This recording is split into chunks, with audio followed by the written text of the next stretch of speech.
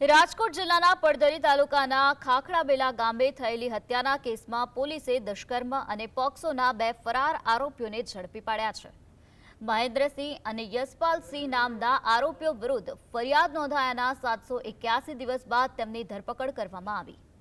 બંને આરોપીઓ છેલ્લા 2 વર્ષથી પોલીસ પકડથી બચવા ગુજરાતની બોર્ડર નજીકના ગામો, રાજસ્થાન અને મનાલી સહિતના વિસ્તારોમાં છુપાઈ રહ્યા હતા અને હોટલમાં કુક તથા વેટર તરીકે કામ કરતા હતા। પોલીસે સ્પેશિયલ સ્ક્વોડ બનાવી તપાસ હાથ ધરી હતી। પોલીસે આરોપીઓને આશરો આપનાર અથવા મદદ કરનાર લોકો સામે પણ કડક કાર્યવાહી કરવાની તૈયારી દર્શાવી।